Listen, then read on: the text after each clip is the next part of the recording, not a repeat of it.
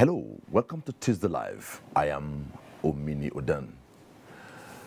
Good governance is the desire of every citizen, as this will bring about unprecedented development. However, issues such as failure of leadership, corruption, reckless spending, friction among the tiers of government, interparty conflict, and even industrial strikes are challenges facing good governance. There are also issues of insecurity and the adverse effect of climate change threatening development. Analysts say, though the challenges are numerous, the Buhari administration focused on providing answers that are yielding results. Of note is the economic policy that has helped in getting Nigeria out of recession, as well as the agricultural revamp drive, and now providing dry ports to get everybody involved, especially the neglected rural areas. But how cooperative are Nigerians, especially the elites, for the government to consolidate on the gains? Many schools of thought believe that the era of unguided and unguarded comments or selfish interest be over for overall growth. Do you think otherwise? Where is the place of state governments with the provision of employment and other social amenities in Nigeria? Why there's so much concentration at the center? Answers after this background report by Timothy Yusuf. Records have shown over the years in every democracy that there are diverse factors that determine the emergence of political office holders in different domains. These factors include financial inducement, mobilization strength and strategies. Governance in Nigeria since 1960 has been greeted with divergent views, considering peculiar circumstances of emergence and disruptions of previous republics till the attainment of uninterrupted democracy since 1999. Almost 19 years down the ladder, mistrust among nationalities has replaced the hitherto collective urge for an egalitarian society where welfare of citizens will be the hallmark of governance in Nigeria. Many apportioned blames to the old political leaders that imposed dictatorial laws on Nigeria by way of military rule since 1999. Investigations show that Nigeria previously had stint with strong economy, with an era of boom before and after discovery of oil, but allegedly mismanaged by previous leaders who were believed to have policies and actions at the expense of the future of the country, where some are even richer than the country. There are, however, few exceptions among former Nigerian leaders and political office holders whose wealth are commensurable to their career earnings and legitimate profits on businesses. In the present-day Nigeria, President Muhammadu Buhari is observed by many to be in the category of such leaders. Although there are challenges, he is being applauded by some persons, while at other times his efforts are welcomed with mixed feelings. Nationwide, nobody will criticize him. But when you decide to take a mantle of leadership, you are bound to face criticism. We are not here to fight anybody. If you can condemn the success or progress of another person, how sure are you that you will even do better than him? What an opposition party is to do is to call the attention of the existing leadership and guide them on what is right and what is wrong. This is not the time to play partisan politics, politics of destruction. It's better that Nigerians start thinking and believing in this country. It is, however, noteworthy that there is no argument over the fact that Nigeria was in a distasteful state before the 2015 general elections, which is the hiring of a personality with proven pedigree to lead the country out of the doldrums to an expected order of positive accomplishments. Therefore, the trust that necessitated the emergence of President Muhammadu Buhari was not a cover-up. Under his leadership so far, the middle class are retaking their position with proper value to their money and earnings. The downtrodden are becoming opportune to combat their oppressors, while the affluents now hide their ill-gotten possessions, unlike previous era where looting of treasury, sharp practices and impunity misdirected people in power towards decadence and high-handedness accountable for the economic recessions that hitherto confronted the nation and polity negativities. So my party is trying to make sure that we leave the era of injustice, the era of impunity, and ensure that things are done orderly. But this takes time. Perhaps one issue that has dominated public discourse in Nigeria more than every other in recent time is the debate for and against the restructuring of Nigeria. In other words, the question of true federalism. Various voices from opinion leaders to organizations and groups have been speaking on whether or not Nigeria needs restructuring, which literally translates to devolution of powers from the center to the component units making up the federation. It is no longer news that many believe that the 1999 constitution, upon which the country is running over the years, needs some readjustments. Experts say it lacks legitimacy and popular acceptability, owing to several provisions which are observed to be alien to all known principles of true federalism. It is for this reason, among others, that some Nigerians begin the call for true federalism, where there would be a division of power between the central or federal government and the state governments. There is, however, a ray of hope to tackling the lingering issue by way of a recent effort by the present administration through a 10-member restructuring committee by the Governing All Progressives Congress, APC. In a report submitted to the leadership of the party, the committee headed by the governor of Kaduna State, Nasir El-Rufai, touched on issues of resource control, possible merger of states, devolution of power, state police, among other related issues. Now that the subcommittee has submitted this report, more or less respecting those things that people have been saying over time, I think it is up to us as Nigerians, if we truly want to keep this nation moving, to look for ways and means of commencing the process of truly restructuring. They step in the right direction. What we need in Nigeria is restructuring. But that is part of the process of evolution, of changes, that before it was, now it is not. So you cannot stop people from wanting to change things. I say things must remain the way they were. As agitation for restructuring of the country continues, how far can the current efforts go, and will it satisfy the yearnings of the generality of the people? Ahead of the 2019 general election, the present administration can still achieve monumental feats if the presidency will continue to be proactive to issues of national importance and build mass movement against corruption with real and genuine intention to rebuild the country. On the other hand, the people, according to many, must be socially and politically considered important by the government, and they too must join hands with government, as issue of nation building does not rest on government alone. In Abuja, Timothy Yusuf, NTA News. Thank you, Timothy. The challenge of governance is Tuesday Live, and Tuesday Live is a participatory program. At some point, the lines will be opened, and you'll be through to studio to make your contributions, lend your thoughts to the discussion. The focus again is the challenge of governance. When we are through to you, turn down the volume of your television set to avoid the holdback and make your point and go straight to the point and make it brief. Well, tonight, to sustain the discussion, I have Senator Oseramin Osumbo, Professor of Law, former Governor of Edo State, one-time Senator representing Edo Central, former Chairman, Nigerian Law Reform Commission, and a very big APC chieftain. Thanks for joining us on Tuesday Live. Thank you. It's my pleasure. Okay. Professor Ken Ife, Chief Economist Strategist to the Economic Community of West Africa, ECOWAS. Thank you for inviting me. Rinshola Biola, Member APC Board of Trustees, President All Progressives Congress Young Women Forum, and Special Assistant to the Speaker of the House of Representatives. Thanks for joining us. Thank you very much for having me. And the only lady in the House. Yes. Chukwuemeka Nwajioba, former member, House of Representatives representing Okigwe South, and APC member from Imo State. Thank you very much for having me. Well, gentlemen and ladies, governance. Governance is seen from various perspectives, multifaceted, but it only looks different when you look at it from a different perspective. Good governance, bad governance.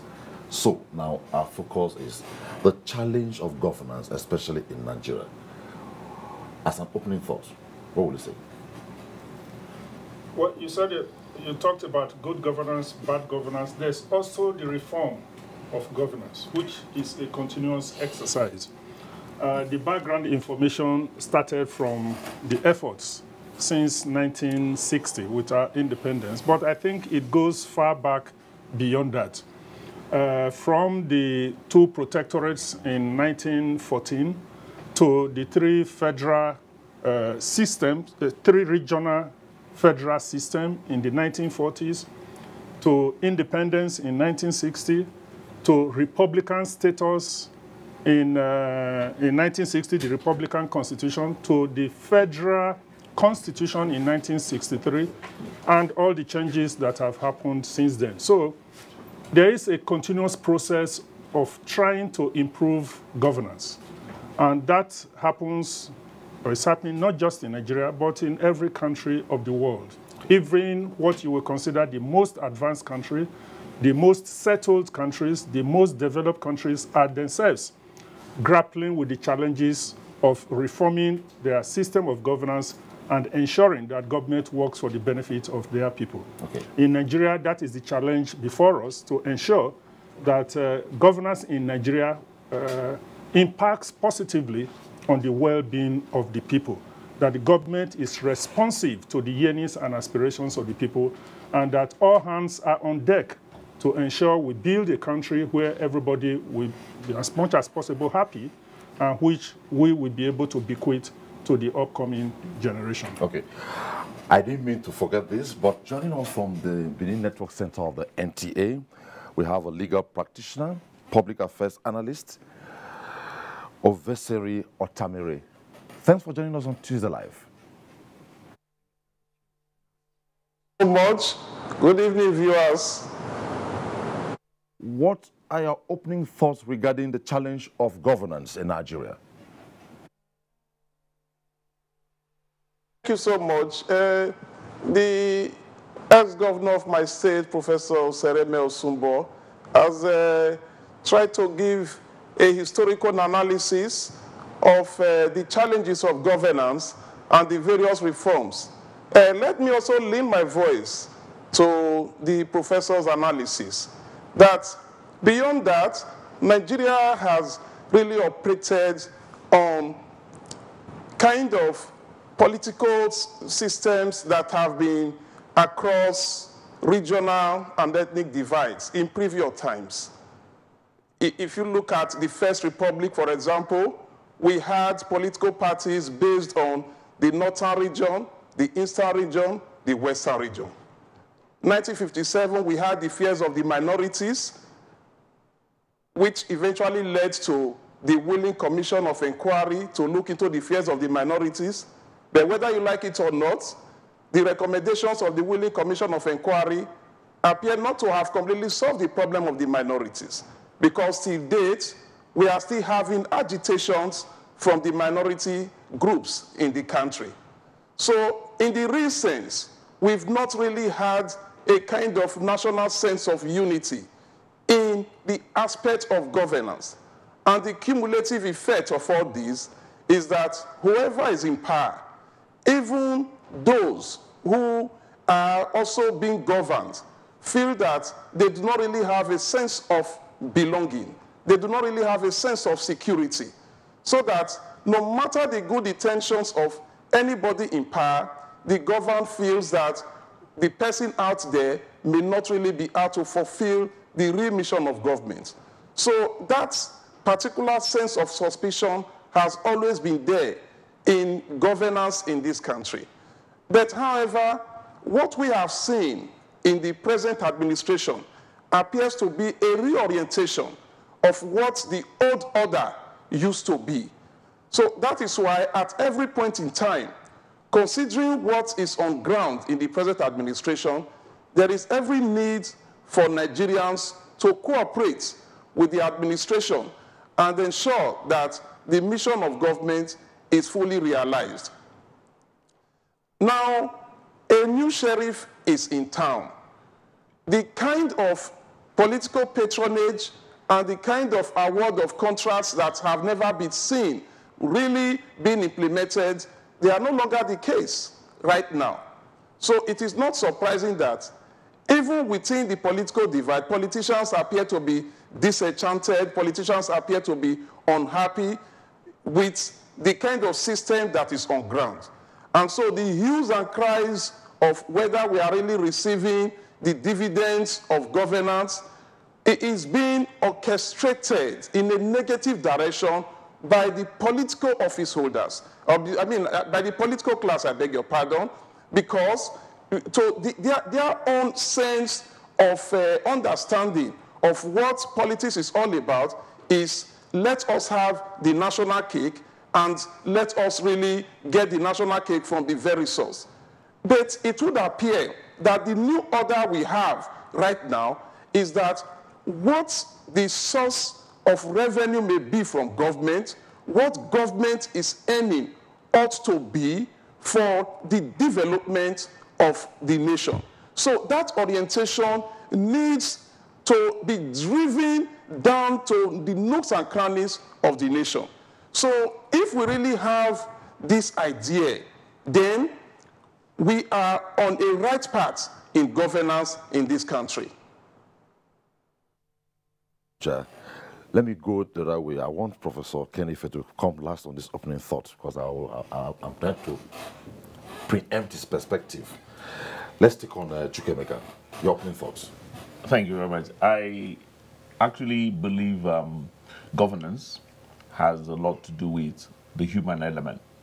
And at the stages of development where people are at, their governance structure develops alongside. You can't develop higher or above the human capacity you do have. And that is why, if you look through the ages, when you have small city-states, they had limited kind of governance, and they were essentially dealing at that level. When the world was still in its horse-riding stages, only those who could ride horses could conquer territories and own them. When the world developed further into technological spaces, those who will assess those will be people who are technologically superior. And that has been how democracies and other forms of government have grown over the years. And what any government will do is then to deliver to those who have brought it to power, or the essential power base, what they require. Now, what is that? Essentially, the pursuit of economic goals, developmental goals, what they perceive as their own needs. If you're a low-lying area, and if you go to a place like Holland, their challenge was how to build a city out of the sea, and that was the kind of technology they developed. If you're the Americans and you developed a wide west, from the gold rush to the times they conquered all the places they could get. For each democracy, for each sort of development, you grow based on the available human resource that is available to you. You can't do more than you actually are. And that is why in a place like Nigeria, if you look at it from the formative years, we weren't a country first. Nigeria is one of the most unique countries in the world, because it's actually it is a reverse federalism. We didn't, first of all, become states who then agreed to fuse to become a country. In fact, we have a country that then decided to create states. This is an anomaly from all other federations that there are. However, that developed because Nigeria was, first of all, colonized, then brought together. Then people started agitating as to where they want to go to. Okay.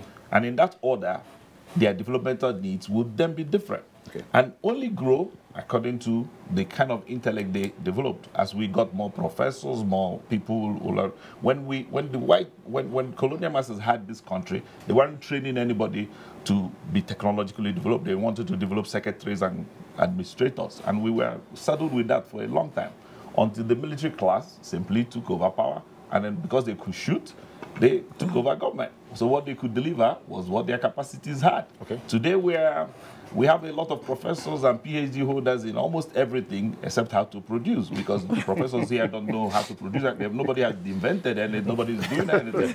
Everybody's still at the stage where we are mono-dependent on oil.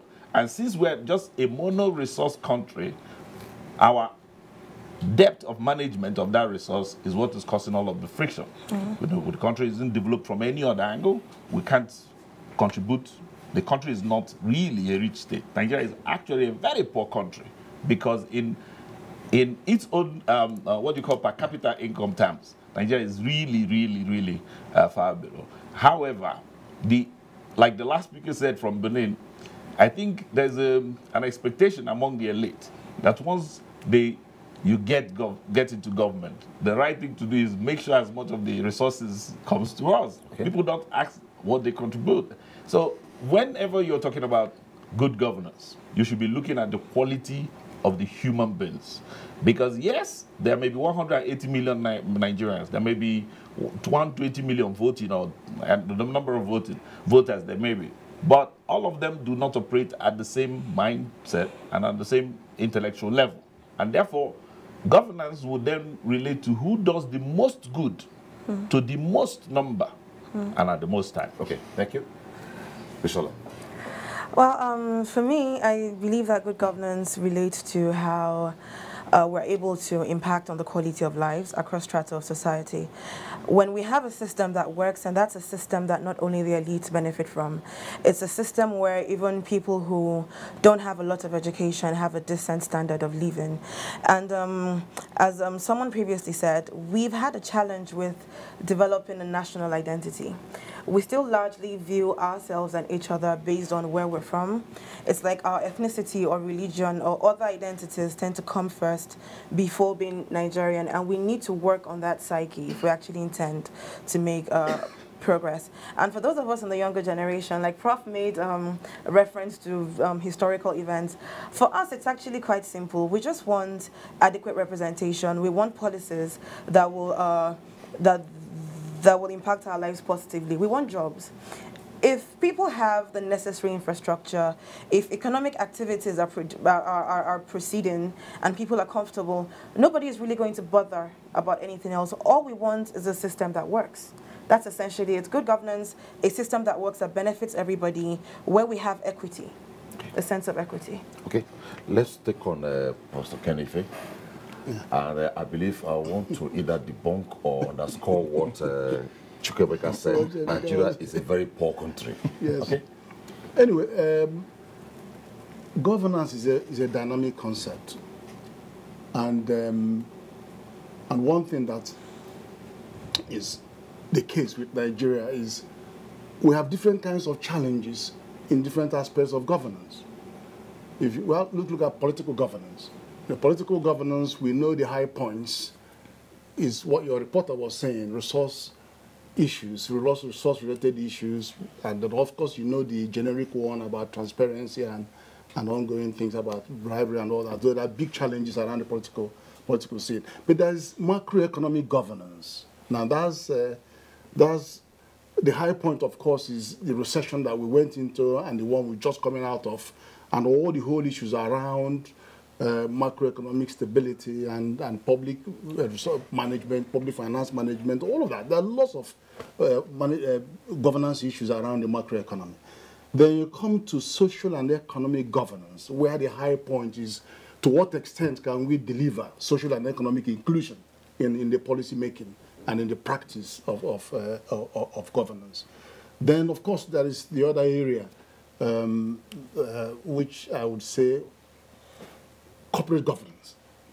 Now, corporate governance is when you want to come to terms with corporate manslaughter and social responsibility, and of course, we now have laws around those, local content laws and all of that, where you want them to behave as corporate citizens, just as you demand the same for us as individual citizens, and begin to set codes and standards and make sure that they are responsible, and that they are actually, in the way they exploit resources, that they are socially, environmentally, and economically accountable. Okay. And so you exploit the resources of today without compromising the ability of future generations to enjoy the same resources.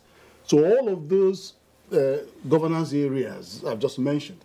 But what disappoints me a bit, though, is you got to involve people, engage people. And she started saying something about that. And there are many ways in which people can be engaged in any form of discussion or in any form of dynamic reforms that Prof has mentioned. reform is organic. It's got to happen in every aspect. You can't escape it. You cannot say this is what we have since 1999. That's what it's going to be. No. It's always subject to reform because these things are organic. But you have to involve people. And there are so many roles people can play. Some are buyers of products, some are consulted because they are members of the public, some are co-deliver. There are different roles that people will play. So people in different strata must be engaged in the process of discussion that will lead to reforms and changes. But the final one that really we need to come to terms with, whatever you do has to lead to some output or outcome. And it has to be measured. And whatever you can measure, you can change, you can improve upon. And that is the area where we don't have that culture of continuous improvement. Okay, beautiful. I believe we have set the tone clearly on this discourse. Now, let me give a general picture before we move to the next set of reactions. In soliciting to be at the center of governance, all political parties are available. They solicit support with all kinds of campaign slogans, manifesto, we'll do this, we'll do this, we'll do this. And we expect after the party, let me use the center for instance. Let me go back to 2015. APC won at the center and Mr. President was declared elected, and on the day of inauguration, he declared to rule Nigeria with a speech tied to the party's manifesto. And we expect that by now, on assuming office, governance process is centered around Nigeria. He became the president of Nigeria. So in as much as it came from a political party platform, he's the president of the Federal Republic of Nigeria. So since then and now, let's look at it from this perspective, the challenge of governance. Would you say that the present administration under President Muhammadu Buhari, have they been coming from the perspective of a political party or looking at governance of Nigeria? Now, quickly, can we look at, from the economic perspective, those areas, has it been able to carry it along? Let me start with you. Well, if you ask me, first things first, he's succeeded in running a Nigerian country. He didn't win to become APC president. He became Nigeria's president, and that's what he is, president of the Federal Republic of Nigeria. He's sworn to defend the Constitution as it is, not as he hopes it to be or as he would like it to be. He was sworn in to become president of the Federal Republic of Nigeria as it is. And that comes with a lot of connotations. One, you will defend the law. And that is what he is doing daily. Number two, to take on the directive principles of state and pursue them as non-jurisdictional goals. And that's what the APC manifesto mirrored. Knowing that those things are not justiciable, government drives towards them as goals. But they take the fact that we have won an election and we are now running the affairs of everybody. Then when you come into government, you deal with the practicalities of government. The practicalities of government are such that you may love to give everybody all the money in the world. Suppose you would like to do that, and you get there and there is none to give. You may want to allow everybody live the lifestyle they want, bring dollar to 10 kobo, and do all of that so that people can live in Dubai and frolic as much as they want. You may want to do that. I'm not saying he may want to do that, but I'm saying supposing you want to do that and you find out that you don't have the resources to do that, because truly, you go back, what does Nigeria produce? Total balance sheet of Nigeria in a year, what they earn does not exceed 20 billion for 180 million people to do what with? And then you say, please, can we start with producing the things that we can afford to make? Rice, toothpick, 41 items. Everybody went on rampage. How can you restrict us from buying foreign exchange? Say, everybody in Nigeria who produces nothing, by the way, sends their children abroad. And they want to buy the dollar at the highest rate at the best schools. Where do they get this resource from? The same place where these people who live below, 70% of Nigerians live below $1 a day. And the president comes in and says, I am for nobody, I belong to everybody. This is not about the elite. We are going to run this country so that everybody can participate. And that is what the government has kept its head and working towards. Now, I know a lot of our people in APC who worked for the elections believe he should have quickly replaced everybody, brought everybody on board. People like us expect to be XYZ, but we understand. Even if we are nowhere, we understand that this project is a long-term project. He's running almost a revolutionary government. Nobody in his right senses would think that TSA will work, but it has worked. To gather government's resources into a place and not leave it in the hands of civil servants, that is magic. Nobody has ever thought that this would work.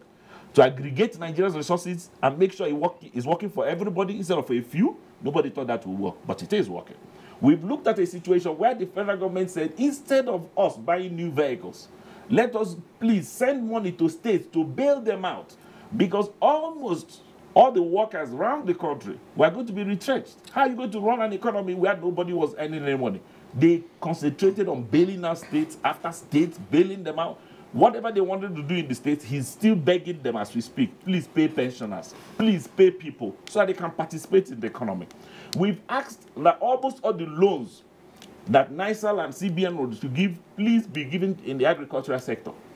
This has continued because the president believes that this agricultural sector, if you look at the GDP belt of our country, revolves around the agricultural sector. Everywhere in the world, people must invest in the things that they must produce themselves. Okay. And he's doing this in a systematic manner. Okay, let me just hold you there. Now, Rishola, let me take on you now. Okay. He has tried to explain why the governing process or governance process has really been off the party structure. Yeah. In as much as it is being driven within the manifesto of the party, but looking at Nigeria as the constituency. Yes. Now, let's look at mainstreaming. Will you say the entire sectors have been properly mainstreamed in all this? Well, to a large extent, I believe we have done our best. This administration, the things the president has embarked upon, the presidency as a whole, are things that are of benefit to all Nigerians. We're talking about trying to address security challenges, fighting corruption, creating jobs. Look at the social investment programs, especially targeted at young people, and power. There have been initiatives in agriculture. We're trying to diversify the economy with focus on agriculture, for instance. In my state, we had this rice pyramid a while back. Everybody is essentially going back to the farm, trying to look for... Which state is this? I'm from Ogun State. Okay. Yes, trying to look for alternate sources of generating revenue. The rice revolution is also happening in Kebbi State, and from what I heard from the Minister for Agriculture, this is the happiest farmers have been in recent times in this country. So definitely we are doing our best as far as I'm concerned. And even in the president's inaugural speech, he made a statement. He said, I belong to everyone and then I belong to no one. It's clear. This is, yes, the party manifesto, like the social investment programs I just talked about, they're contained in the party manifesto, but this is a government for everybody. Everything being done in this administration, from the executive to the National Assembly, these are initiatives that are meant to have impact on the generality of Nigerians, not just APC supporters. And as he also said, it's not just a coalition of party people coming together. We understand. There have been complaints from a number of quarters, but we understand. So will you say all the gamuts have been mainstreamed properly? Yes. Because looking at it from the rural flank? Yes. States, national? States, APC states were doing fine. I can't really speak for the others. But I know that even the bailout he spoke of, there was no discrimination on the basis of whether it's an APC state or not. This is a government that has been fair. Even governors on other platforms would acknowledge that much. So yes, we're doing the best we can with the resources that we have, and things are bound to get better. Okay. Prof, of late, there has been this strong criticism on the federal government, I'm looking at the political party now, of low economic performance, yet it is clear that the current administration has set several things in motion. For instance, let's look at the area of steadily going on with a few things to make sure that we jack up the economy. Given all this, what's your perspective as an economist? Well, we're going through very challenging times indeed. And I don't think you should blame people for the way they are reacting. They are reacting because they had very high expectations. But at the same time, the government has very genuine intent.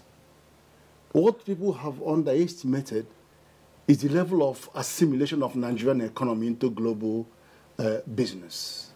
We have the capital market. It's not under our control. The first trance was in 2008, when America began quantitative easing. Money started finding their way into our capital market because we have high interest rates and we have the guarantees, we have the foreign reserves. So the market was attractive.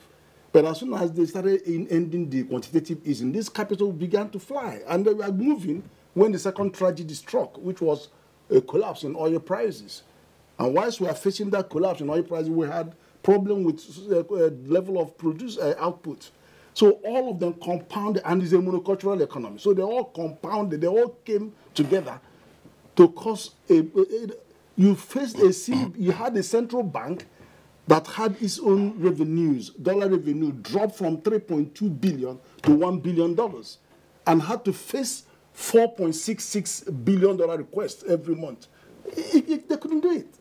They tried everything to do forest management. The naira dropped from 165 to 265 to 305. And it's still all that was doing was inflation. It was fueling inflation.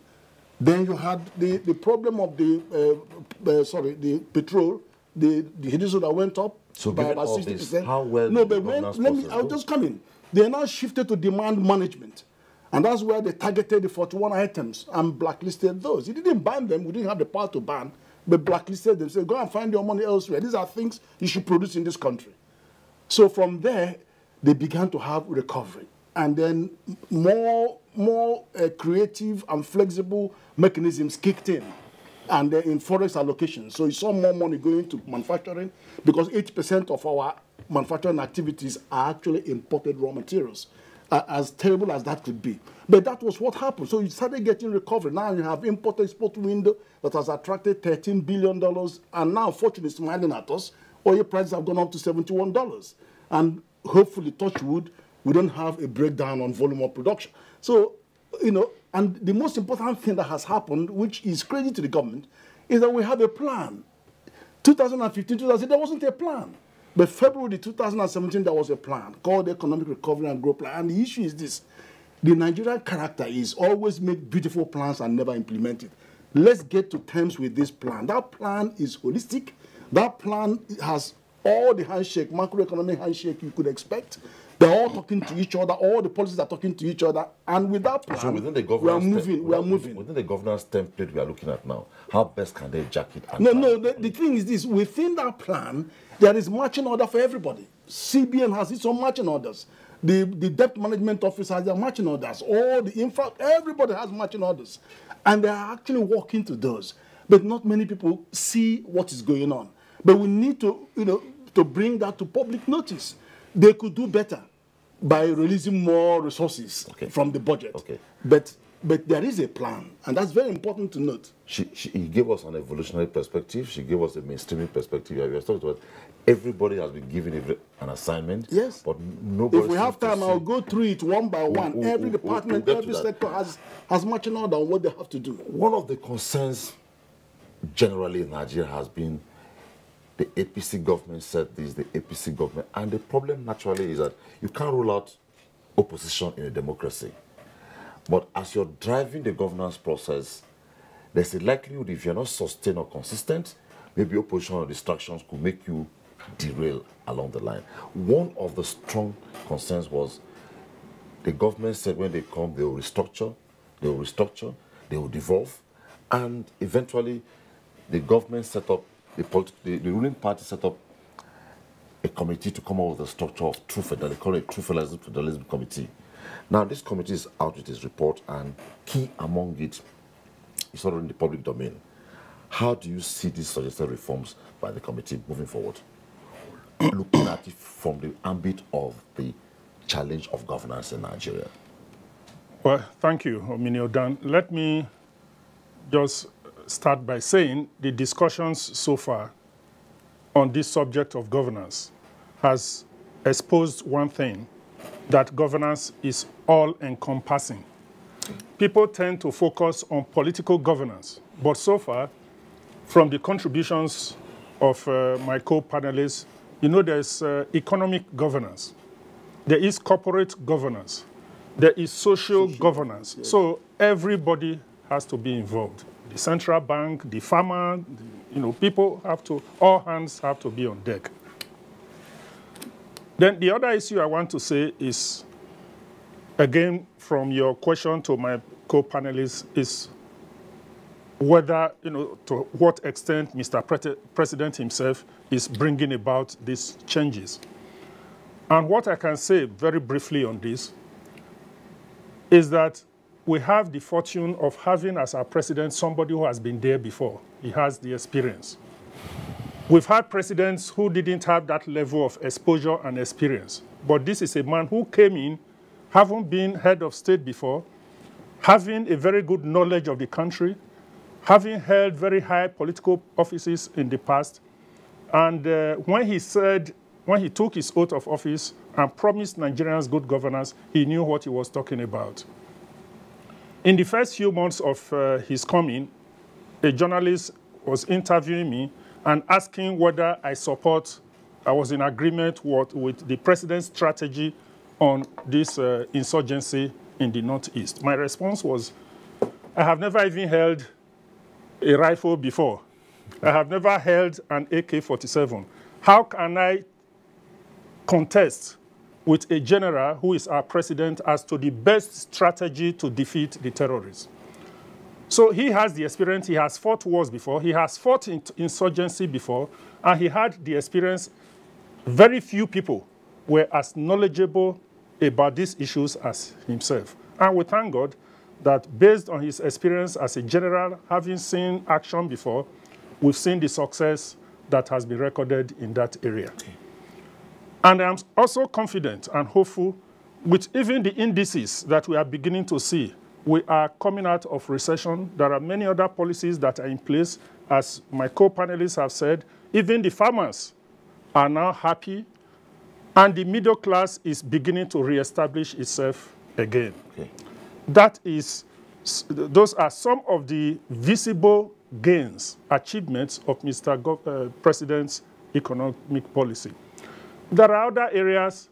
In the past, Nigerians were often helpless to hear that there are ships lining up in our coast, stealing crude oil from Nigeria to other countries.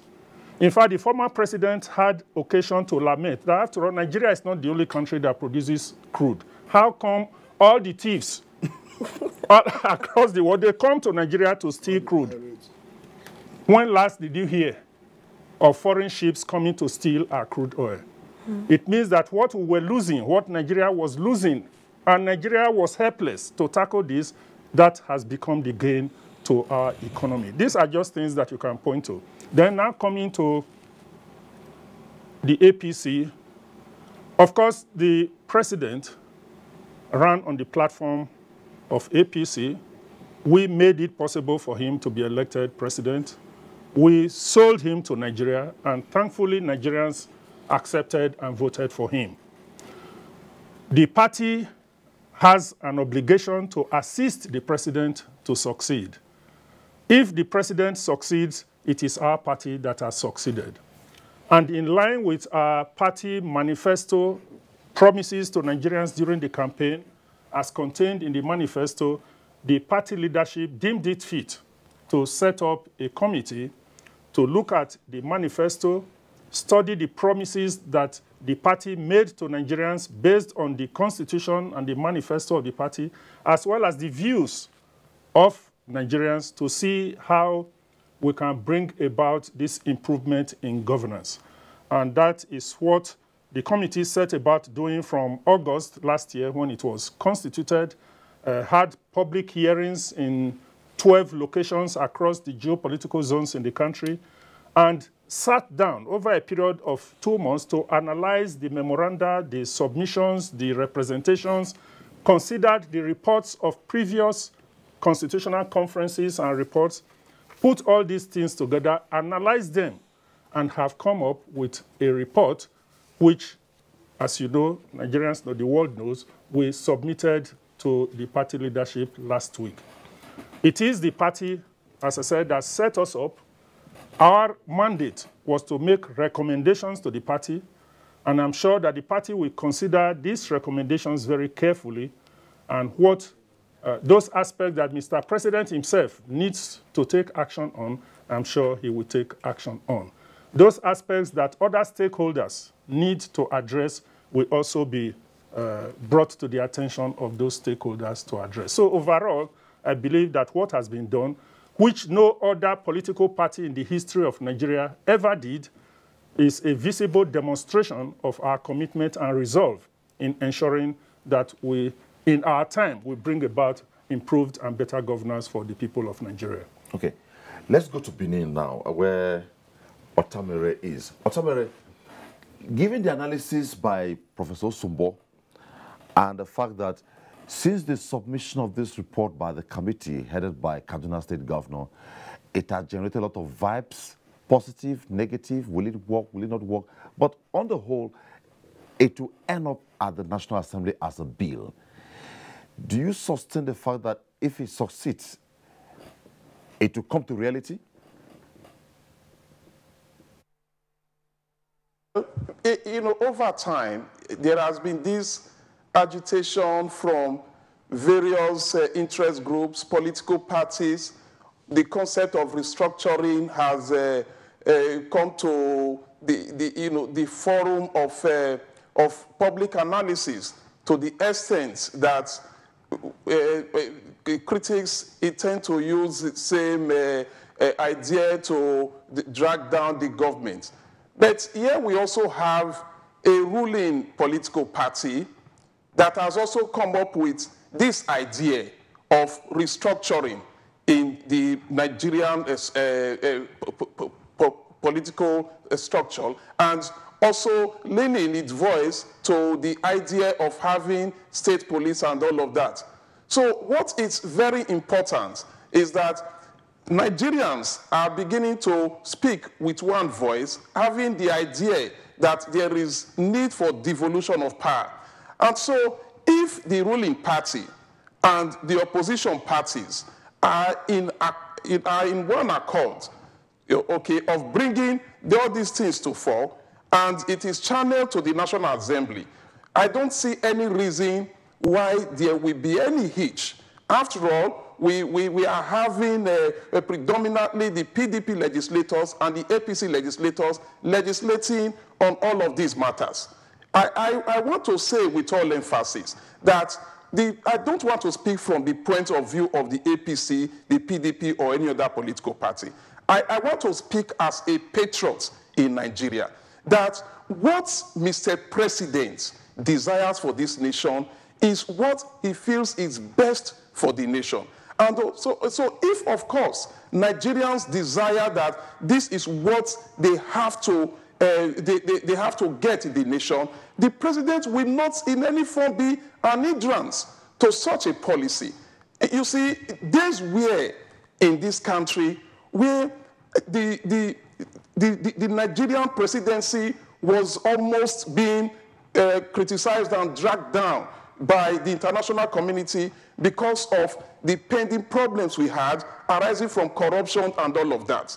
I was watching a video cassette of the 60s featuring the then Prime Minister of Nigeria, Sir Alhaji Tafawa Balewa, when we just got our independence. He went to the United States of America and he addressed the U.S. Congress. In fact, his address received a loud ovation. And it was very clear that even the U.S. wanted to partner with Nigeria. And the office of the head of government then was treated with so much respect by the international community. But what has happened right from 1966 on 1963, down the line, till only recently, was a kind of disparaging attitude of the international community towards the headship of Nigeria, simply because they feel that the nation is experiencing a kind of high rate of corruption where we remain complacent in solving the problem. But you will also compare such era now in the past to what we are now having as at present, where even recently the African Union has named President Muhammadu Buhari as the champion of the anti-corruption crusade. So all these, to me, are indications that we are really coming on track in this nation. Let me hold you there. Let's take this call from Omar. Omar is calling in from Benin, Kebbi. Hello, Omar. I'm calling from Benin. Good evening to all of you. Good evening. One opinion is that the challenges that we have is that we don't have respect to the rule of law. Respect the rule of law is fundamental in democracy. Let me just cite an example. You and I know that the joint account is unconstitutional and is illegal, but it has been the practice. In fact, there are some states that even created what they call joint account boards. You see, they are trying to legalize what has been fundamentally illegal. So we don't have respect for the rule of law. Secondly, frequent abuse of the Constitution. Nobody wants to obey the Constitution. There is nothing wrong with our Constitution. And even if we amend the Constitution thousands of times, as long as we do not allow the Constitution to speak for itself, we are not going anywhere. Thank God Mr. President has started it. The time that he went on medical leave, the first time in the history of Nigeria where Mr. President handed over in total the power to Mr. Second Command. So he started laying the foundation for the respect of the rule of law. That is why you see many of the things are changing. Many Nigerians don't have a telescope to see what is going on. Nigeria's dignity is restored globally. We are no longer fantastically corrupt nation. So the dignity of Nigeria is being respected now. Secondly, at the time that crude oil price is falling, that was the time that our foreign reserve is booming. Didn't you see anything miracle, anything magic there? So Buhari is laying the foundation, a very concrete foundation for that matter. What we need to do, Nigeria, is to rally around this man. Let's don't forget about sentiment, coalition group, EDC, APC. No. Let's put our country in front of us before anything. May God continue to bless our country. Let me stop here to allow for that. Thank you, Omar. That was Omar. Omar has spoken to the need for respect for rule of law, constitutionality,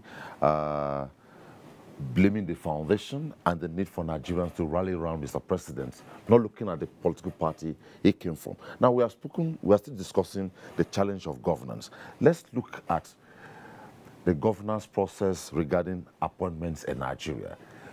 Mr. President has been accused severally of having lopsided appointments. Yet, it is on record that he has not been knocked down regarding the spread of infrastructure. Can you speak to this? In as much as they say the appointments are lopsided, but we find infrastructure cutting across the 6 geopolitical zones across the country. Well, these are observations that people have made. And again, there are divergent opinions or different perspectives, not divergent opinion. People view these issues from divergent perspectives. What I mean is that there are very many people who say, well, of what does it profit me if a minister is appointed from my village? If president appoints somebody from my village but we cannot pass good roads to my village. So what is more important, as you said, is availability of infrastructure which everybody can benefit from. And that is the concern of Nigeria. We want electricity. If the president can make that available, then people will care less about individuals who are placed in position where they can benefit only themselves, and those benefits may not accrue to the generality of the people. Yes, we have Section 14 of the Constitution of the Federal Republic of Nigeria, which says that the governance of Nigeria should be run in such a way that there's no concentration of these appointments or benefits from government. It's run in such a way that you carry all segments of society along, and that these appointments are not restricted to one place, or government benefits are not concentrated in one place. At the federal level, the same thing obtains at the state level, that the governance of a state must be run in such a way there is no monopoly of positions by people from a section of the state. These provisions are there. Well, people are entitled to their observations and to their comments in this respect, but what I do know is that if there is overall good governance, if the welfare of the generality of the people becomes the corner, the center piece of government's policy, if infrastructure is spread evenly across the length and breadth of Nigeria, then some of these observations will not be as vehement, as loud as you begin to see. Because what people really fear is that if appointments are concentrated in one place, then those people will attract development only to their place. But if development is spread far and wide, then you hear less and less of these agitations. Okay, let's speak to the governance process regarding exiting recession. Though it might be said that technically exiting recession may not be an achievement. So looking at it, the governance process and exiting recession, Prof. Well, in theory or technically, we have exited recession with a GDP. But let me just hold it a second. 4%. Let's take this call from Nuhu, from Abuja. Hello, Nuhu. Hello, good evening. Good evening. Let me thank the professor by classifying different sets of governance.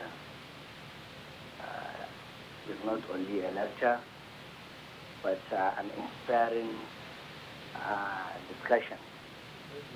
One, let me go straight to the challenge of governance. I'm not going to be on the achievement of the president, which I think a lot of states and a lot of the states after this. But the issue of the challenge on governance in Nigeria, one of the discussions has already been the political class. The political class. In fact, they create the big barrier. Neil, could you speak louder, please? You're a bit very low. Can you speak louder? Are you hearing me? Are you hearing me? Yes, yes. It's better now. You are telling me that, but the impediment is, or are the political class who prevent the leadership from delivering the duty of good governance to the downtrodden. You see, if you now go into our constitutional provision, we have 3 tiers of government. Technically, well, we lost that call. Sorry, Nuhu. Sorry. Maybe we'll get back to you if we get through on that call. Well, let's take a quick break now. I'll be right back.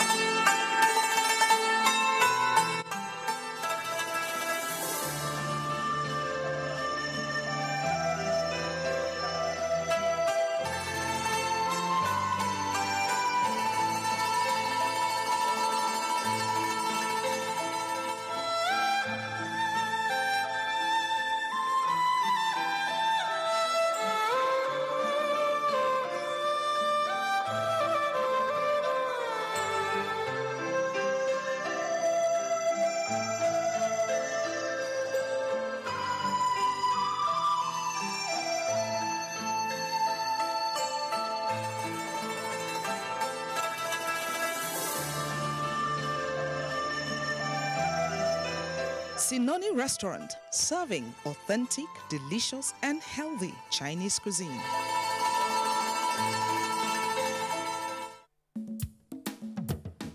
Nigerians, our fearless officers and men of the Nigerian military are winning the war against Boko Haram. Today, all occupied territories have been recovered and Boko Haram has been degraded. Our affected brothers and sisters are getting their lives back. However, they are now after you and me.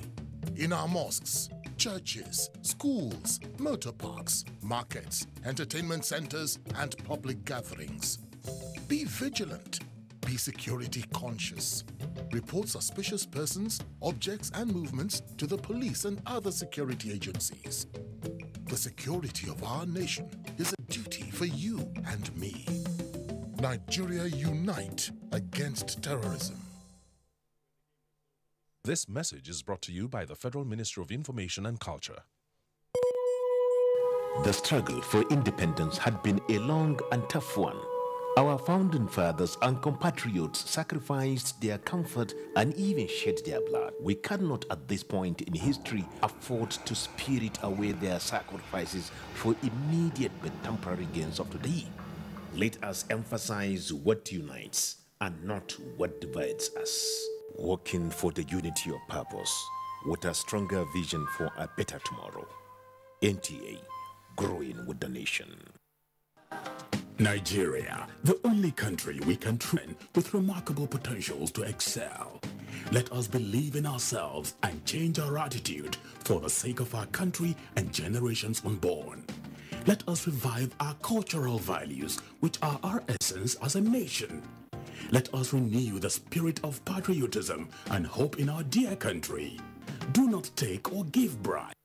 Be punctual always. No more African time. We can't expect to be global citizens and operate on African time. Join the queue.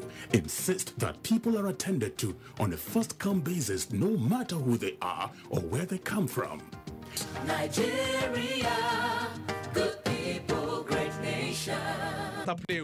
Make you report any crooked person, object or wakajube movement to police and security agent demo. The security of our nation now work for all of us, so plus including me and you. Nigeria, make we unite against terrorism. Now, Federal Ministry of Information and Culture bring on this message.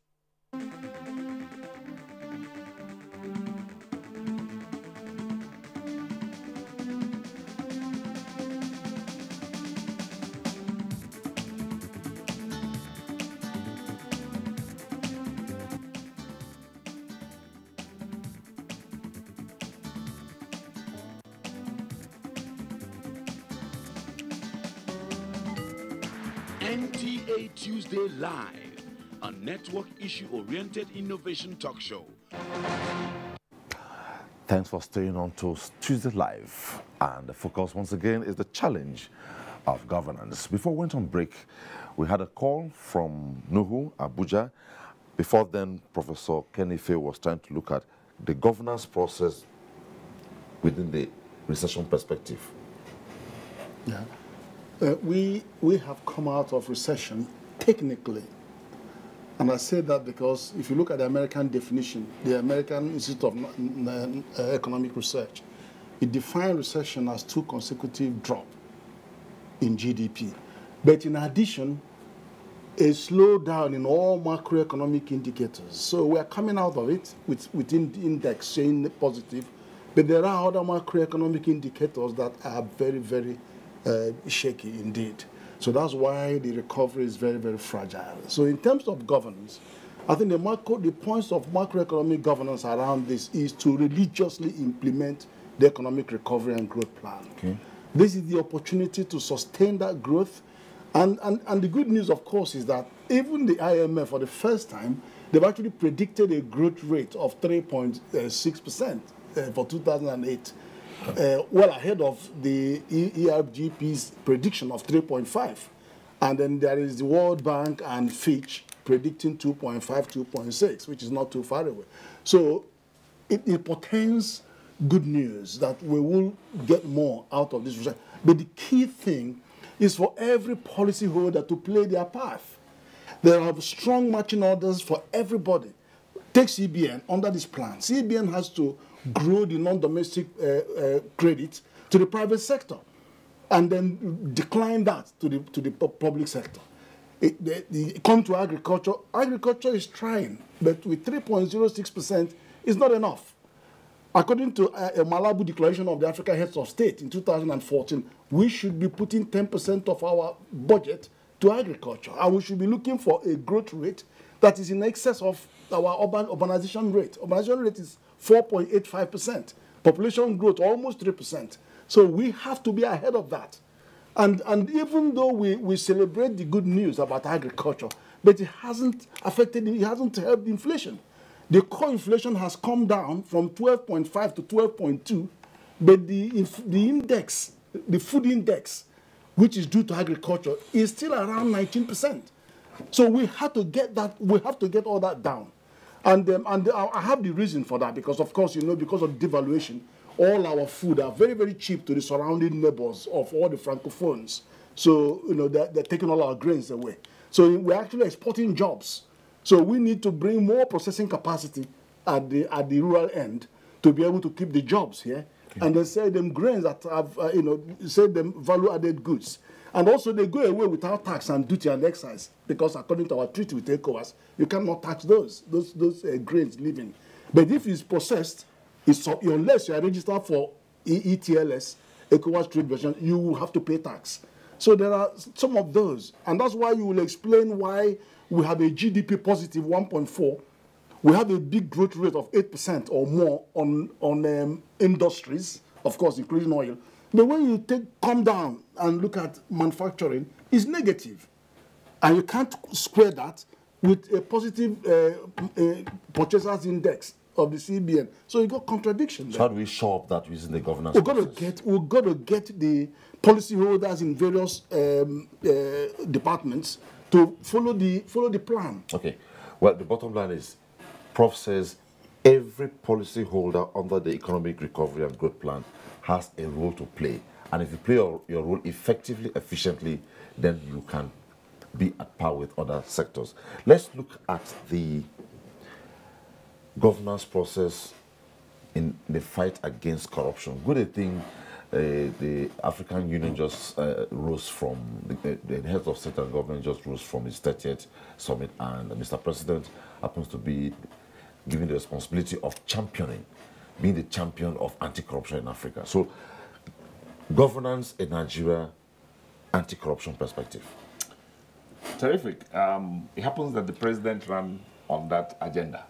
The three cardinal things he spoke about coming into power: security, anti-corruption, and growth in the economy. He's achieved or surpassed even our expectations in all of them.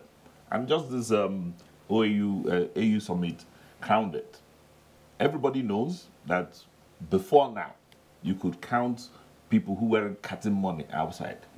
And as soon as you deposit these monies abroad, the international global economic network knows that you brought your money out. This is the first time they can see a president who is not bringing anything anywhere to come and store money anywhere. So they know this for a fact. And this is 2.5 years in, and they know for a fact that he is fighting this. But measures are at home. First, the systemic corruption needs to stop, and he has stopped that. First things first, the way and manner people plunge their hands into the economy and take out has been curtailed. Somebody used the expression that corruption has been driven from on top of under the table. Yes, maybe. But look at that. Look at the indices. First time, customs is hitting 1 trillion. First time, JAMB is returning money in 23 years. This is unprecedented. I mean, if for nothing else, anti-corruption stance of the government is yielding fruit. But can it be driven deeper? Of course it can. First things first, Nigerians need to have a buy-in.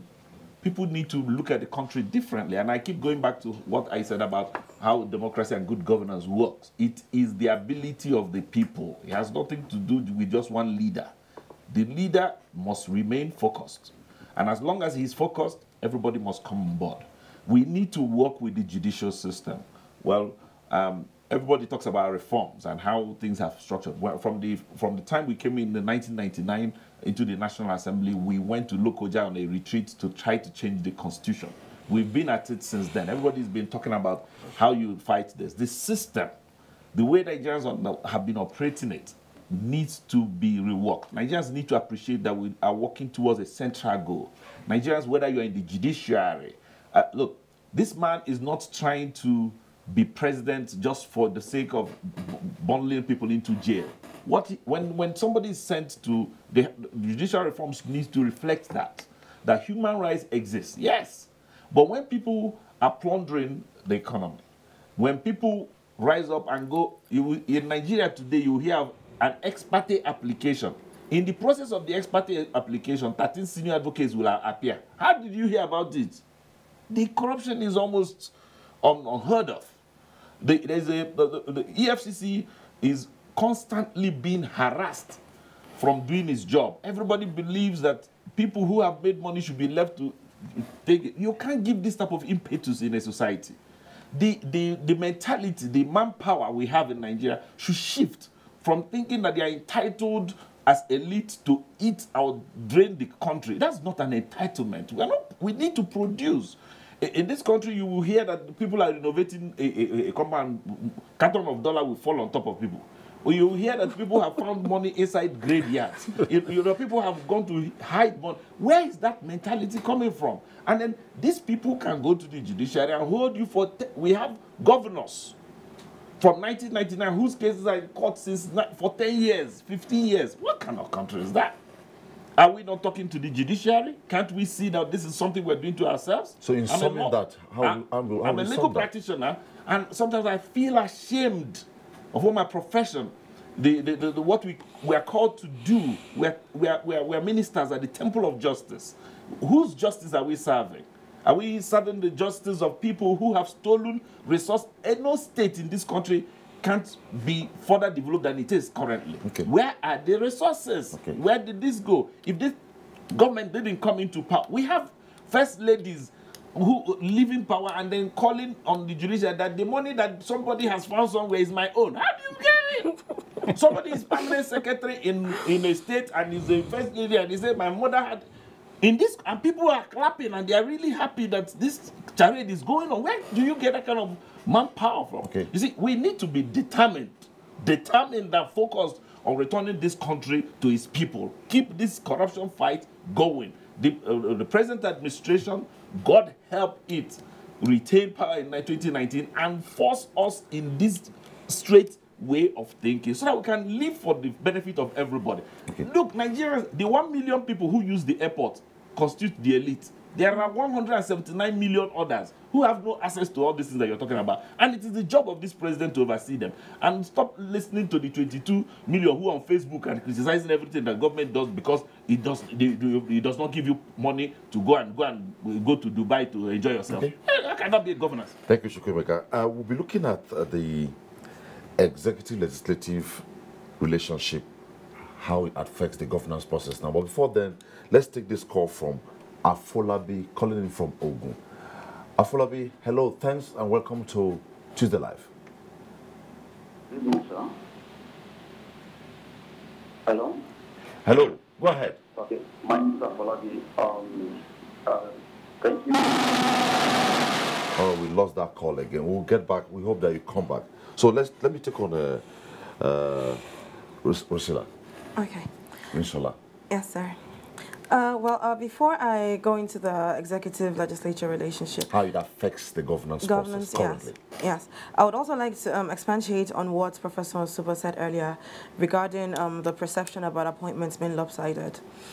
I believe there's a federal character principle that has to be followed, and in the event that this is not being followed, the National Assembly can perform oversight functions and look into that.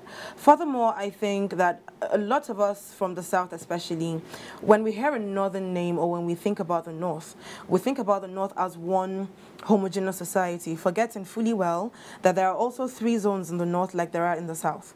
So there's also a problem of not developing a national identity and perhaps not really understanding understanding the structure of our country. I believe a lot of those comments about too many Northerners are born of that. Now, on to the executive-legislative relationship. It's decent, but it could be better. For instance, I would cite a couple of achievements that have been recorded in the life of the 8th National Assembly.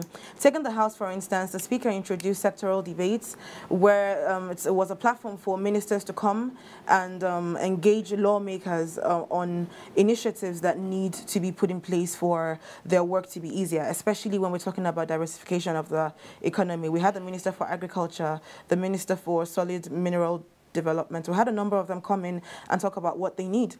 Let's look at the PIGB, the Petroleum Industry Governance Bill, which has been passed now by both chambers of the House. There are other bills also.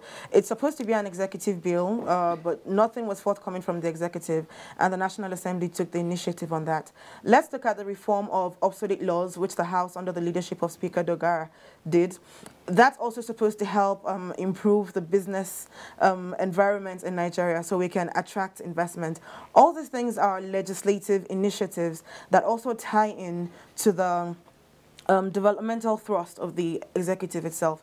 Speaking about how the relationship could be better, we have areas where lawmakers want to perform their oversight functions, or they issue resolutions during sit-ins, and then we have officials in the executive not obeying these, or we have agencies not following through with this. We need to understand the doctrine of separation of powers. The Constitution, the intendment of the Constitution is for the three arms of government to cooperate yet be independent. So I think there's also the issue of a military hangover of sorts affecting perception. A lot of Nigerians actually still think that the National Assembly exists to be dictated to by the executive. That's not the case. It's a matter of cooperation. The National Assembly is APC-led, thankfully. The executive is APC-led. Both, they're all working together to deliver on dividends of democracy for the people. But then there is would I say disregard? There are certain officials in the executive that don't quite take the legislature as seriously as they should, and that's wrong. Let's just take this call from Sokoto coming in from Tijani. Hello, Tijani. Oh, we lost it. Can you conclude? Okay. So then also, speaking on this economic recovery and growth plan, the leadership of the National Assembly was also very involved. The House set up a tactical committee on combating economic recession, gave a list of recommendations to the executive. So wherever it is, if any disputes come up, the cooperation is there. That's why I said that the relationship is decent, but it could be better. Okay. Yes. Well, let me take on before we go to Benin. A lot allude to the said fact that, or allege that Mr. President has not removed the toga of a military man. That people are gagged, people are not allowed to express themselves. And looking at it from the perspective of the National Assembly, the judiciary and party matters, will you describe Mr. President as a democrat or as a dictator? Well, first, taking off from the point made by Chief Emeka Wanjuba about the attitude of Nigerians, that it will surprise you that there are many Nigerians who actually celebrate corruption, unfortunately, from their attitude. And they defend the corrupt, and they are prepared to go to the social media and trying to make nonsense of the anti-corruption war, which fight of government, which you talked about. The same thing with the perception of Mr. President as not being a Democrat. But again, taking it from the executive-legislature relationship, I would say that a president of Nigeria, to an extent, is often in a judiciary. Yeah, I will come to the judiciary. Is in a no-win situation in the minds of some people. The reason I say this is that in 1999 to 2007, when Chief Olusegun Obasanjo was president, what they said then was that he was dictating to the National Assembly, he was influencing changes in leadership. Those were criticisms that were being made against him. Now, President Muhammadu Buhari came. He said he would allow the National Assembly to elect their own leaders. And yet, people are still saying that he's a dictator. There is.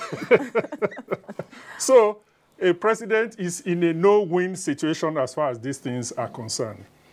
Also, Nigerians have a liking for labeling.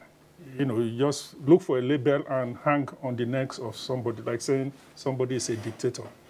But if you analyze the character, the attributes of the person, you will find that the label that has been hung around his neck does not reflect who he is. Of course, they say generals never retire. You know, they just keep marching on. So I don't think any general has to apologize to anybody that he worked for Nigeria and rose to the rank of a general. That comes with experiences, some of which I mentioned before, that if you have a general, a president who was a general before, then you can expect that he will have better understanding of security issues than most other people. I just think that we should thank God Mr. President came into office with a clear understanding of the changes he has set about to bring about. The party helped him to bring about, to get into office, and I think it behoves of all Nigerians who really want Nigeria to be a better society to support the government, not to be cynical. In fact, on the social media, I was reading somebody saying, bring back our corruption. Bring back our corruption. How cynical can you get? So Nigerians are cynical, and we want to appeal to people. We have a government. It's in our interest that that government should succeed. If it succeeds, it will be to our overall benefit. So the president is focused. I will encourage him to continue with what he's doing. The signs are beginning to manifest. Not every Nigerian recognizes what he's doing, but the outside world, as has been said, recognizes what he represents, know exactly what he's doing, knowing that Nigeria's money is not leaving the shores of Nigeria and landing in his account in the US, in Switzerland, or wherever. Okay. So Nigerians may have a different attitude, but the facts on the ground, and those who have access to this information, knowing that he's doing great for our country, Nigeria. Okay. Then talking about the judiciary, you said I should also... Yes. When, at the beginning, about 1999, the early stages of But before then, let's take this call from Kunle. Kunle is calling in from Ibadan. Hello, Kunle. Wow. Oh, we lost that again. Quiet. Well, in the early stages of our democracy, after its restoration in 1999, many people rated the judiciary as the most successful, the most respected of the three arms of government. As we said, many people think that the legislature is just an irritant in the part of the executive. And also, many people have one issue or the other against the executive. So people rated the judiciary very high. But I'm afraid that the reverse is the case now. Many people actually rate the judiciary as a problem in Nigeria. Because even Mr. President himself, when he came in and announced that he was going to fight corruption, he said he hopes, he was pleading that the judiciary should support this fight. Has the judiciary actually supported the fight in the way that the president and many people expect? I know that there's issue of rule of law. I know that rule of law must be respected. The independence of the judiciary must be respected. But in the eyes of many, in the honest opinion of many, the judiciary has not played its role, complementary role, to ensure the quality of governance that Nigerians should be happy about. The Chief Justice of Nigeria himself, I believe, has recognized this. He has set up a committee to monitor the progress of this anti-corruption case. Just a minute, we'll continue on that. Let's take this call from Bala Abubakar, calling in from Benue. Hello, Bala. Hello. Good evening. Hello, good evening. Can you hear me? Yeah, go ahead. We can hear you. Okay. Yeah, you have an interesting topic you have tonight. I think the government has done so well. You know, there is something I would want to also look at. You see, the president, we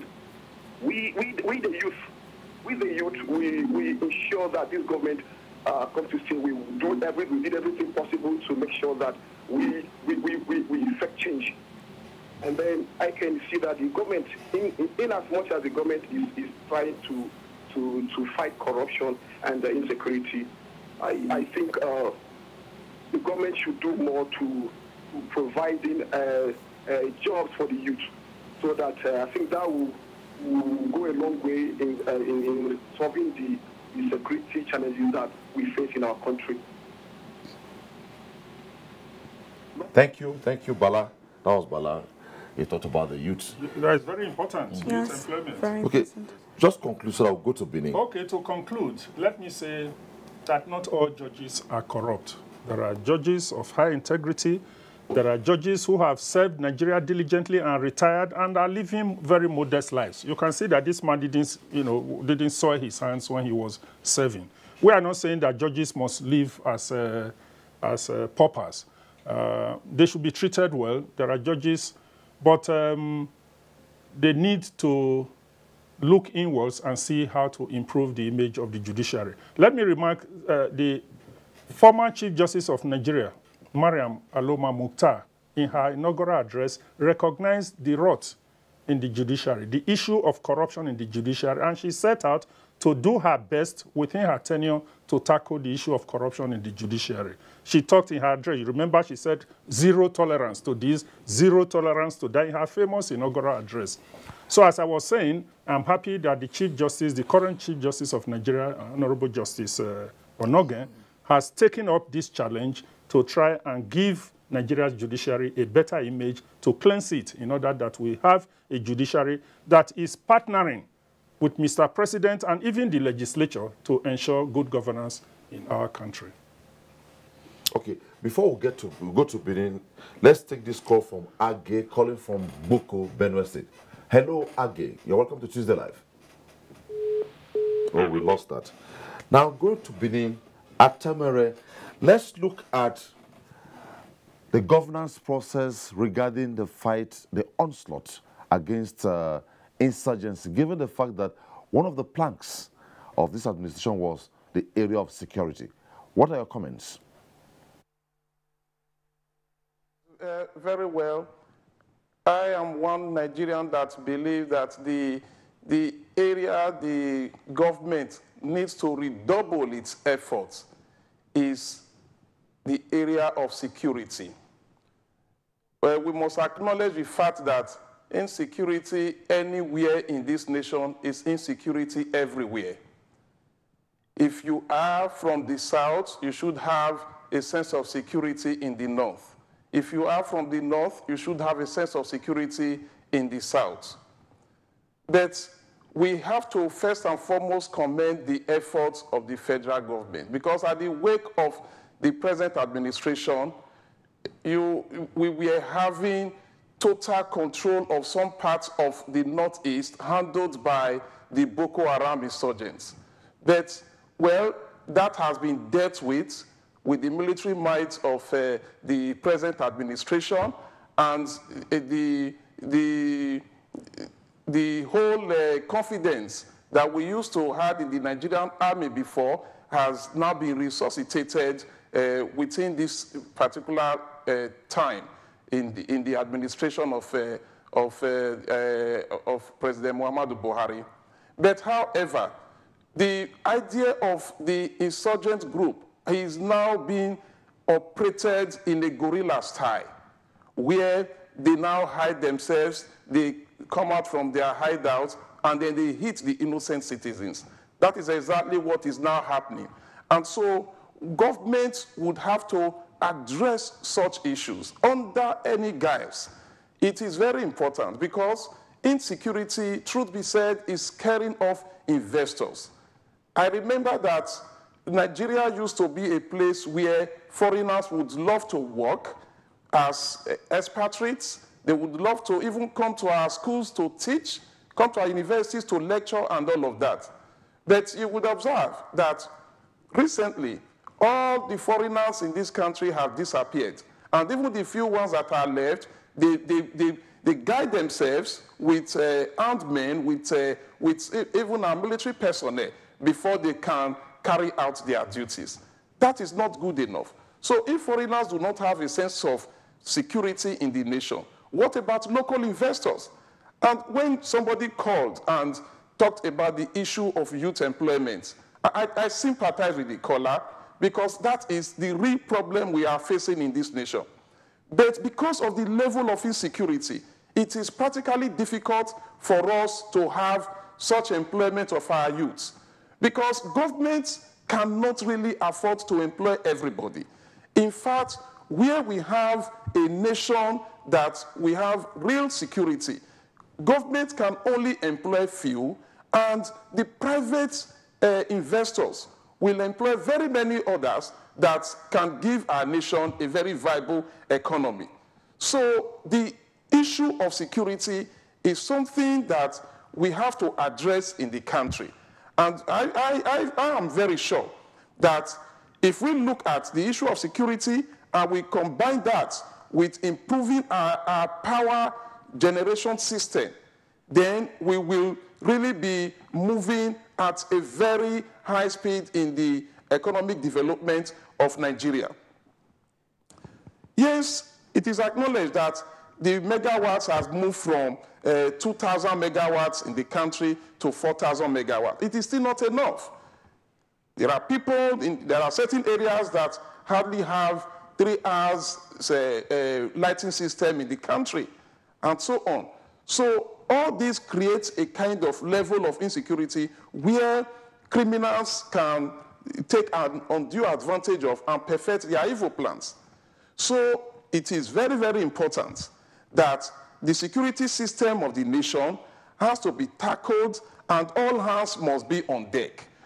I keep saying it, that when we leave governance in the hand of government alone and we feel that whatever insecurity that has been caused in a particular community or in a particular city is the headache of the government, then we, as the people being led, we are undoing ourselves.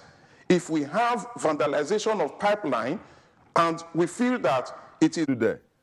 Thank you. Now, we are getting somewhere, but quickly, it is said, no democracy. No democracy, but before I take on the next question, let's take on this call from Benue. Michael calling from Benue. Hello, Michael. We lost it again. Well, quickly, no democracy. We say we not tolerate opposition. But whether the opposition is viral or parochial is left for the public to see. Now, without throwing away what has been in the public domain, would you say that the reaction or the letter by the former president, Olusegun Obasanjo, could help enhance the governance process as it is? Oh, lovely. Actually, because we won't do this without talking about it. We've been in opposition for 16 years prior to coming to power. Remember that. And APC became an amalgam of people who weren't in government. And they had a better way of running government. They felt, look, we had a recurrent expenditure that was overbloated. We need to contract the economy. That was what we campaigned on. We campaigned that we want to shrink the size of the recurrent expenditure and move into capital so that Nigeria can develop. That's exactly what we're doing. Now, the letter from the former president has an opinion he aired. That, for me, is his opinion. And like Professor Osumbo would have said, you look at things from a prison. He's seeing something from a prison. The government has explained he doesn't think government has achieved much. Government has explained that they've achieved a whole lot. And in fact, in the letter from Lai Mohammed, he didn't even capture half of the thing the government has done. But if you go through what this government has achieved, really, I don't know where he's writing from. Maybe, like Lai said, he may be too busy to notice all the things going on. That's why I asked the question. Could this aid or enhance the governance process? Now, so there are the 5 main charges there, from nepotism, and clannishness, which has been explained here, is a question of perspective. Because you see, in the facts support that Ogun State has the highest appointments in this government. That's what the facts are. Yes, visibility-wise, maybe you will say, oh, I'm only seeing Northerners, and maybe people will just see I know everybody in Igbo land, where I come from, just sees one Hausa name and say, oh, these people are Hausa people. You can dismiss them, but truly, the entire Hausa, what you call Northern Nigeria, is almost 70-something% of the entire land space. And you can't just dismiss that just because you hear the name. And you say, oh, the President's Chief of Staff is from North. From Katsina to Borno State is about 600 kilometers. But a man who is in River Imo Owerri to Bayelsa, Yenegua, which is less than 22 kilometers, regards that they are different people. But he does not agree that the man who is 600 and something kilometers from River, all of them are the same thing. Now, that is perspective. You can dismiss that, but you can also address it. You can address it with optics. What Nigerians are talking about probably is optics. They will probably want to see some red cap wearing person walking around the way as if he's doing something. You can do all of that. But the president is not a flimsy person. For the first time, we have a serious person in government. This is serious business. This president is the first. I've been in government. I was in the House of Reps from 1999, and before then I had contested. I had worked, done the Abuja one that failed. I've seen a serious president. This one is serious. And Nigerians are fortunate that God has kept him alive for this task, because the focus, you just heard Professor talk about an economic recovery growth plan. The difference, he said, you didn't hear him properly. He said the difference is that somebody is interested in making this one work. We have had rolling plan. They're the ones they call roll, the one that roll around, roll. That one we don't want to do. We want to do all these operation feed, all the things that the president, all these things that he's talking about, he's described all of that before. This is the first time people are sitting up. That's why it is a problem. Because Nigerians actually see there's a seriousness to this. This is not a joke. You had better sit up. If you're going to go to steal money, you're going to go to jail. If you're going to be sacked, you're going to be sacked on the basis of what they've discovered. This is the first time Nigeria has a government.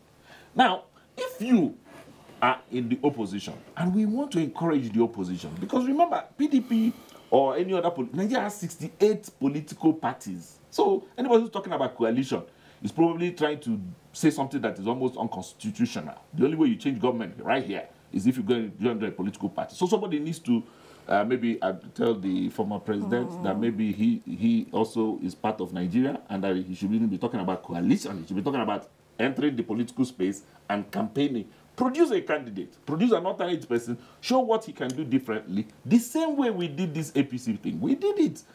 In fact, when people said didn't give us a chance, we kept at it. We were carefully managing the merger process. Just do the same thing. There's no coalition business involved.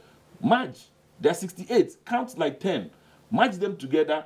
Bring somebody, oppose the government. Bring out what you can do differently. Show us where your bank account is, where they are funding from, all the characters that you're talking about. Let us see what the difference is. Tell us what you're going to do to Boko Haram differently. Are you going to get rats to catch them? Do something. But prior to this government coming, we couldn't go to church. You have to be searched in church here. You hands up before you can go enter church. Church in Abuja. Today, even the pastors who were the ones who were Boko Haram are now crying as if they didn't know what the conditions were before they came in. Everything that this government set out to do, the opposition has a right under the Constitution to criticize it, offer an alternate plan, and if what you want to do is return us to the level where everybody is on their way, all the young girls and boys are doing their hair in Dubai, doing a birthday party in Nevada, if that is what Nigeria wants, they should campaign on it and say, we want this corruption back. We are the corruption people. Please corrupt people. Want to corrupt people well. Say it. You see, there's no hiding behind any reason. That's an alternative. I understand it is painful what the president is trying to do. You can't do TSA, I keep telling you, and get away with it. That is the power of the civil service. That's when you hear money shared at Christmas and rice and this thing that they share. The money wasn't manufactured. The money is TSA money. When you hear that bond yields are not working, that banks are declaring low, that is the same money that belongs to you and I, that a few people are driving. When you see people in suit and just behaving as if they know more than you, that is the same money. Now, you can't touch that money and expect that these people will not be reacting. So can somebody please do a coalition of armed robbers or people who want to stifle the economy or corrupt people and say this is our corruption and then present it as an alternative platform? That is what opposition does. Give us an alternative point of view. That's what opposition is about. Whether you call it PDP, whether you call it any other name, let it be an alternative to what we have now.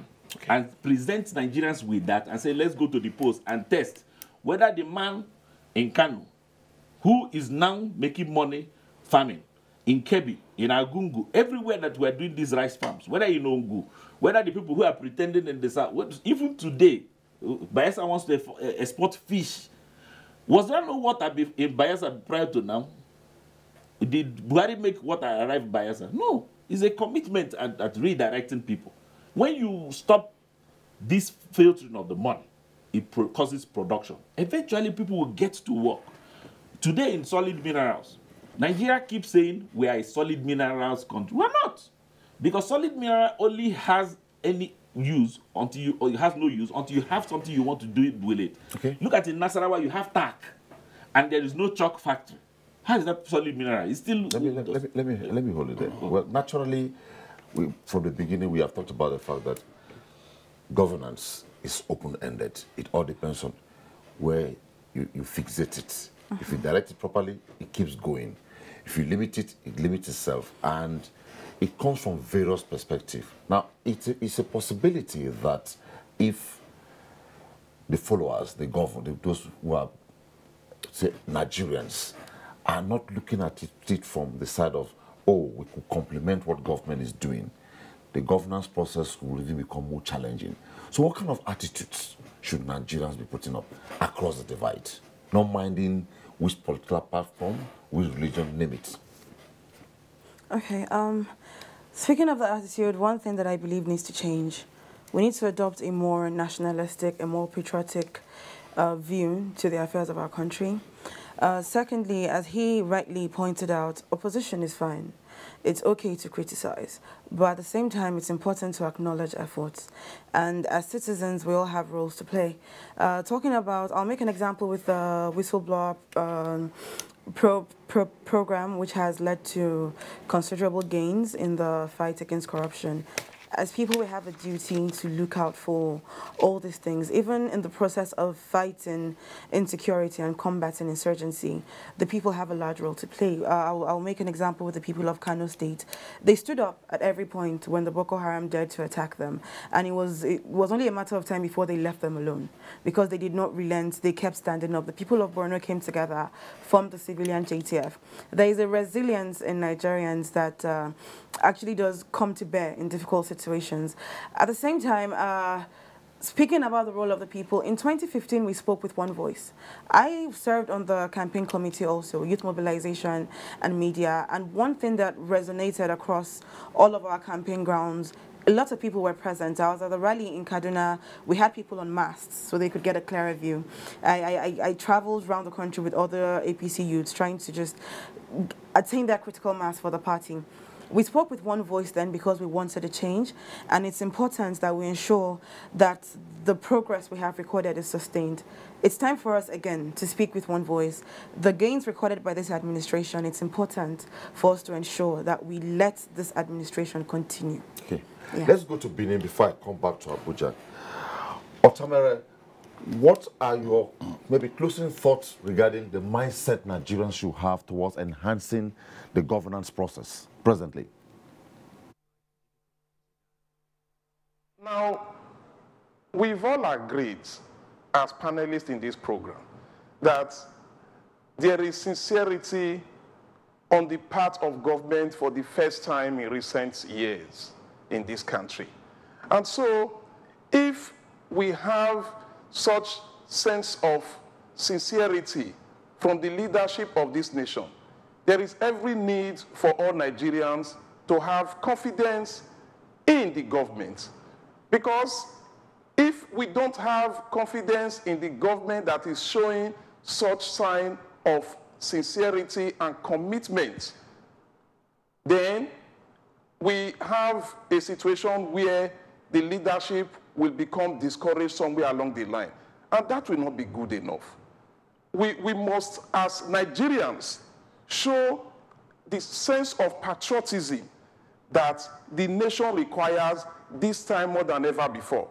Because what we have passed through in this nation is sufficient to make us one, and is sufficient to give us idea that we have a common cause to take Nigeria to the next level.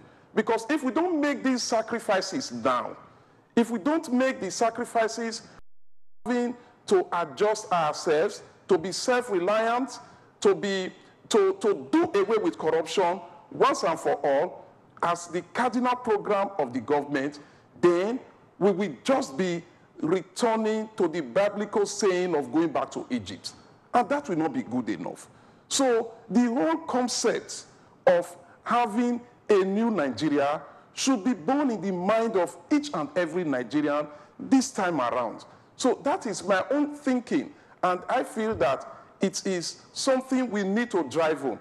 As a matter of fact, I was listening to some discussants that they have even coined the name Buhari to mean bringing up healthy and reformed institutions. Buhari, bringing up healthy and reformed institutions. Let us support this man. Let us support our president. Types of governance, elements of governance, what constitutes good governance, all demands a two-way prong. The people, the government, you connect, you disconnect. So, your last thoughts on this? How will it enhance? My last thoughts, well, first, people have a right to express their opinion. Is guaranteed in the Constitution.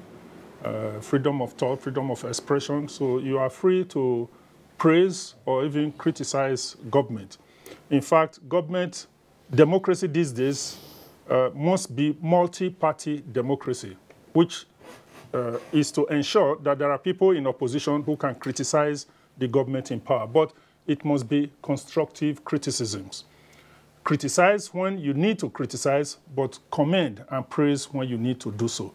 Even in advanced countries, when security is involved, security issues are involved, they all come together. You don't know the lines between government, the ruling party, and the opposition becomes blood, and they all team up to confront this national challenge. I want to see the opposition doing the same thing in Nigeria. And then finally, we must resolve to make our country succeed.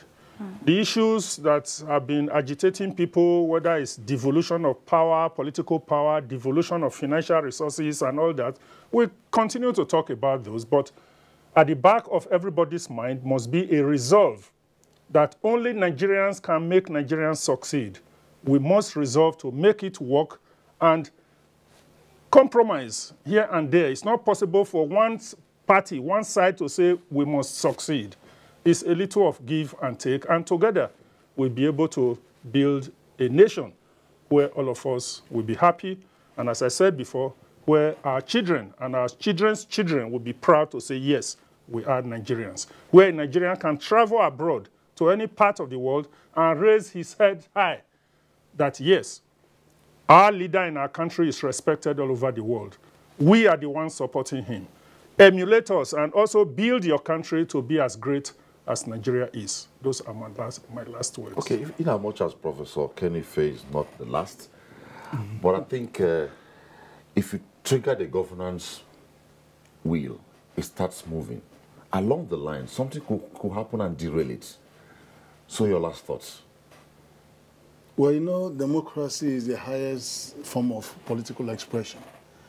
And behind that, when you are in governance, that's when you actually start governing. You should be open and encourage views from all walks of life, and you shouldn't be deterred by negative opinions. And also, when you are in the process of doing, you should be also thinking about measuring what you are down to achieve so that you can have a basis for improving on what you are actually doing, and not just plans to make another plan and meeting for another meeting. So there has to be a performance management aspect of this. But I think I can say something about this government that many times I speak on the television, and there are many things I say that I actually find out that they get done. I kept on saying, why can't you just publish quarterly reports of your budget so that the House of Assembly will have opportunity of seeing them 3 times before the main budget for the next year comes? And they've done that. They've done that. I kept saying, look, why do you rush? You've got an EPR, you have Economic Recovery and Growth Plan. You have 6 policy areas, there are 6 pillars, 60 policy areas. Where are the outputs? And how do you capture this in the budget before you submit it to the Assembly? Screamed and screamed, and actually it got done. So many people don't see the positive things that are actually happening. So it is it's part of, it's positive, but I think we have to recognize that. Okay, well, at this point, I'll say, ladies and gentlemen, it was nice having this time with you. Starting from Benin, where Otamere joined us from the Benin Network Center of the NTA. Thanks for sharing your thoughts with us today on Tuesday Live. Thank you.